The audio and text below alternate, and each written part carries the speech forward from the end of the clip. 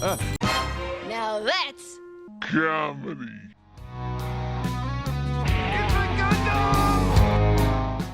My Adventures with Superman is what you get when the West imitates anime and fails.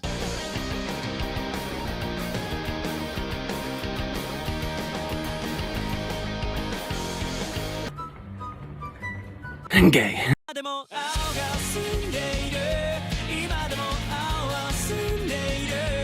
oh, very nice. Well, here we go again. Another legacy character gets revamped for modern audiences. My Adventures with Superman is the type of show you'd enjoy if you also enjoy living in your own headcanon while cruising Twitter. Grandpa's feeling a little frisky today. Somebody behind this show really wanted Guts and Casca to be happy in another universe. How any person came up with the idea that this watered down, sad excuse for a Western cartoon mimicking anime had anything in common with one of the greatest mangas ever made, an actual creative masterpiece only known as Berserk. I took offense to that. I'm going to try and review the first 2 episodes as nicely as possible, because what I want to say would get me banned off of this platform. The character! This show is what you get when people who lack creativity attempt to copy the successful formula of anime, but with none of the love or even the good story beats, or clearly a budget. Superman/Clark Kent talks to himself like a character from a Tumblr fanfiction. Do not crush his hand. Hey, Clark! Today just be normal. Today just... Be extraordinary. Okay, I had to save the cat. I'm a normal man, having a normal day, starting now. He's kinda gay. It's not gay, come on. I don't know, man. Seems kinda gay to me. Also, Superman shows up to the Daily Planet not knowing who he is. So he's like having this emotional existential crisis throughout the first episode that was absolutely annoying. How am I doing this? Who am I? Who am I? Because we needed help. Don't you want to know who that person is? It's such a stupid take on Superman in my personal opinion. By the time he went to the city to join the Daily Planet, I can't remember right now, I'm tired, he already knew who he was and what he was capable of. He set out to help people as Superman by the time he went to work there. But now, it's self-discovery Superman. Every 5 seconds, who am I? What am I? Lois Lane is no longer a woman who has her power in her femininity, with razor-sharp wit and keen observational skills. Oh, hi. Hello. Clark Kent from Smallville. Smallville? Never heard of it. Have you ever been to Kansas? God, no. Look, Smallville, nothing against you, but even as a kid, I never liked babysitting. You want to keep up with me, you gotta be quick. I'm no tour guide and I don't hold hands. Really? I'm like fearless. You can ask Ms. Lane. She uses me all the time. Bye. So I see. Lois Lane now has short hair and dresses like Elliot Page. And she also has all the emotional maturity of a preteen, except she's in her 20s. She now feels more like a self-insert character than the Lois Lane we've all known our entire lives. For God's sakes, the character is flushed out. She's like 100 years old. Jimmy Olsen's now black. Damn. I'm sorry. Because of course he is. Hollywood's relentless erasure of redheads knows no end. Ginger lives matter. You might say Gundam. It's a kid's show. And I would agree originally. Yes, I thought the same thing until I noticed that My Adventures with Superman is on Cartoon Network at midnight. I don't think 5-year-olds are supposed to be up at midnight watching Cartoon Network. The real irony here is that the Superman animated series from the 90s was indeed a kid's show, but it treated you like you were mature enough to handle adult themes in Superman. Nice S. Excuse me? Right here. He's strong, he flies, he's the Nietzschean fantasy ideal all wrapped up in a red cape. News Kent. The president broke diplomatic ties with Kaznia months ago. Which means Luthor couldn't sell the Regent a war suit without it being a deliberate act of treason. So Luthor just left the back door open for him to take it. It works in theory. In theory, maybe, but Perry White doesn't run theories. Whereas to this show is an Adult Swim show that feels as generic as a Saturday morning cartoon show aired at midnight for, I guess, teens and people in their early 20s that are still trying to figure out who the hell they are. I don't know. You just show them the ropes and get... They can help me with the story. Oh, have you considered that these robots might have come from beyond the stars? They came from an army base. There's only so many places to hide them. I've already got a lead.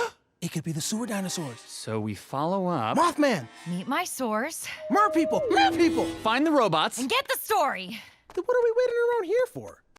And you're like, hey, I remember when movies made me feel things. Movies still make me feel things. I feel regret most of the time. The villains! Deathstroke, who is now military black ops and obviously works with Amanda Waller. He looks nothing like Deathstroke and acts nothing like Deathstroke.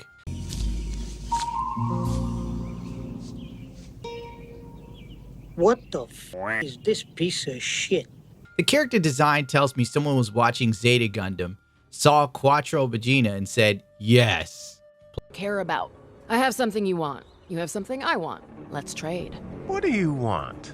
I want off your weird hit list, genius. You really think you're the smartest person here, don't you? You have no idea what kind of technology you're dealing with. Feel regret? Like I said, it wants to be an anime in the worst way, with no clear idea what makes anime good. I don't want to make a 40-minute video about this and deconstructing Deathstroke and why this character design is insulting to anyone that's ever been a DC fan. So we're just moving along. Livewire is no longer a shock jock radio host. She's now an illegal arms dealer that looks like a dude.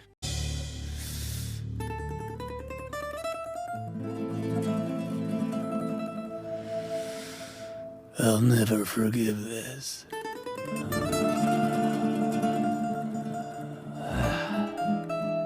Don't you just love how Western media takes all of these female characters and turn them into character designs that could easily pass for young male characters? And she has a mullet to boot. I guess while redesigning Livewire, somebody was listening to Diane Antwood and watching The Tiger King and thought to themselves, oh my God. I am never gonna financially recover from this. Livewire was one of those great character designs from the 90s DC animated TV shows, or as some of us know them, the Golden Age. She was so well received that she became canon alongside Harley Quinn. Imagine that. Two of the most iconic DC villains came from a cartoon show. She was originally voiced by Lori Petty, best known for Tank Girl and A League of Their Own. A League of Their Own was an amazing movie, honestly. I would highly recommend it. Lori was the quintessential badass chick back in the day. Well, anyway, as I said before, Livewire, shock jock, radio host, a la Howard Stern. She didn't like Superman, and by today's standards, the character would still be considered problematic, is the word the kids use. I mean, sure, you could sit there and go, shock jocks are a thing in the past. Okay, fine. But if you wanted to modernize Livewire, you could have made her like a YouTuber or something with opinions that aren't part of the in vogue political talking points. You would have nailed it. Could you imagine Livewire doing the Alex Jones rants? What do you think tap water is? It's a gay bomb, baby. I'm like, shocked by it, so I'm up here bashing it because I don't like gay people. I don't like them putting chemicals in the water that turn the friggin' frogs gay. It would be hilarious, but that would require creativity and a sense of humor, something the show is clearly lacking. The biggest joke in the show is that Superman wears a bib while eating donuts because he gets sprinkles on himself. That's a good appetite, this one. No, see, it's not all for me. But he gets the sprinkles all over. That's why we made him the bib. Well, today's my first day of work, and Honey, Clark is here. Good man. Get his bib. Comedy. Nah, I guess you gotta emasculate the world's strongest man somehow, am I right? That's how you knew the classic show had legs. They came up with memorable scenes, characters, and moments. They took legacy characters and were true to them, and in some cases even improved upon them. But My Adventures with Superman, I highly doubt will do anything memorable with the IP. Just another piece of fluff for the masses. The animation! While watching this show with my assistant, she described the animation as clunky. And I fully agree. I prefer to call it lazy cost-saving animation because let's face it, Warner Brothers has been in the hole for billions of dollars. Whenever Superman does something, which looks more like he uses his speed force than anything else, and I know that wasn't their intention while trying to convey Superman's speed, they were shooting for Dragon Ball Z vibes, but failing so hard at it. Here's a difference between scenes. With My Hero Academia, where Deku punches out a giant robot and Superman does the same thing. It's very ironic that the moments are almost identical. But anyway, as usual, Twitter ran to defend this horrible show by saying, "Oh, Superman has had these powers." Yes, Superman has had super speed, but I don't ever recall Superman running and being electric, and then it just goes off the rails from there. Some people started going, Superman Red and Superman Blue. Like, bro, really? The memory holds Superman timelines? When we got tons of bad Superman after the death of Superman? I even saw someone pull up a photo of John Kent. And this is because John Kent has bioelectric energy. But the clear thing is he isn't Clark Kent. And the comic was canceled to boot because it sucked. When you think about it, all of these cheap knockoff superhero clone characters have electric powers. John Kent, because he inherited it from his father, and Miles Morales has electric spider powers. It seems like a tired-ass comic trope to me. At the end of the day, Google has turned everyone on Twitter into comic book experts.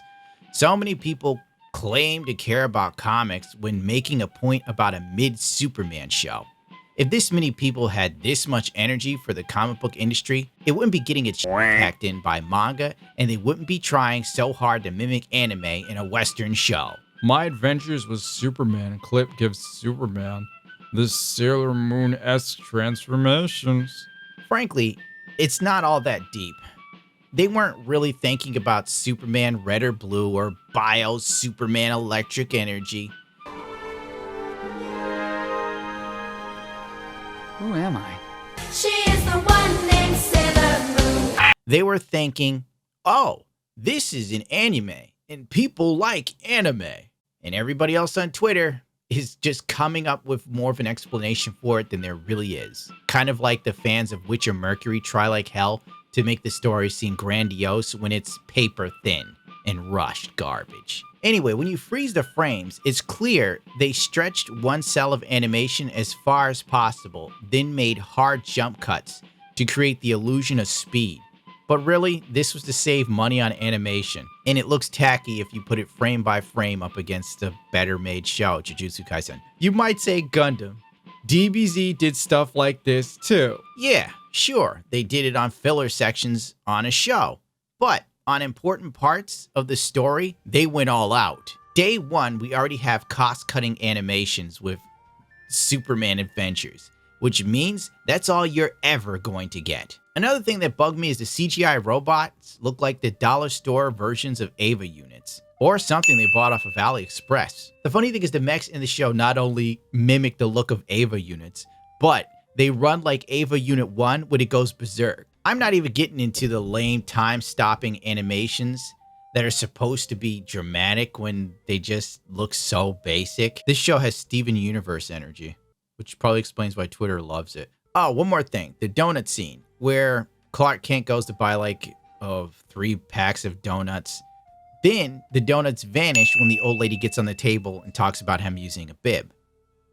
Then the donuts reappear in the next frame. The thing that we really aspire to constantly is quality. There's no explanation where the donuts went. This is how you know the show is on a shoestring budget to leave in that big of a mess up. It's crazy. Final thoughts. I hate him! After watching Demon Slayer Season 3 and the fun, interesting energy that Jujutsu Kaisen's second season has, My Adventures with Superman is such an inferior story and product. It's almost insulting to watch for any viewer that has a palate for better crafted animation, number one, and above all, entertainment. Jujutsu Kaisen, it seemed like the show ended as soon as it began. It's like Time just flew while watching it. But as I watched Superman Adventures, it felt slow, empty, devoid of meaning, jokes that I guess on some planet are funny along with Amy Schumer. Frankly, this show has nothing going for it. Like a girl on TikTok bitching about dating. It really is sad to see a Superman show reduced to imitation rather than innovation. And most people that tune in to watch Superman want to see something that's Superman. If they wanted to watch anime, there are far better options. Also, what is up with Superman's eyes always glowing blue to like symbolize power? What is that?